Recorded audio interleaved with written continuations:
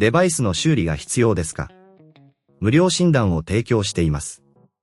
ご自宅まで集荷、配達いたします。電話や移動は不要です。修理前にお見積もりをお送りし、承認いただいた場合のみ作業を進めます。簡単、透明、そしてプロフェッショナル。リンクは説明欄にあります。このセクションでは、HP14DH のオリジナルバッテリーを交換する手順を詳しく説明します。まず、必要な工具を準備します。必要な工具は、プラスドライバー、トルクスドライバー、ピンセット、そして吸引カップです。これらを用意したら、次に作業を始めます。まず、ノートパソコンを完全にシャットダウンし、電源アダプターを外します。その後、裏側のネジを外すためにプラスドライバーを使用します。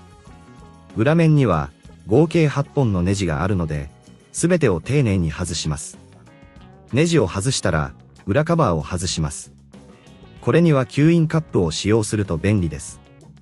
裏カバーを開けると、バッテリーが見えます。バッテリーは、通常、クリンチに固定されていますので、トルクスドライバーを使って固定ネジを外します。バッテリーを慎重に引き抜き、新しいバッテリーと交換します。この時、バッテリーの接続部分がしっかりと接続されていることを確認してください。バッテリーの交換が終わったら、裏カバーを元に戻します。ネジをすべて元に戻し、しっかりと固定します。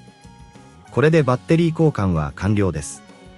もしこの作業が難しいと感じた場合は、私たちが提供している義務のない専門診断サービスを利用することをお勧めします。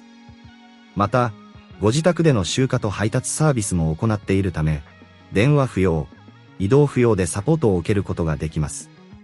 最後に、修理前の見積もり提供も行っていますので、安心してご利用いただけます。これでノートパソコンが正常に動作することを確認できれば、作業は終了です。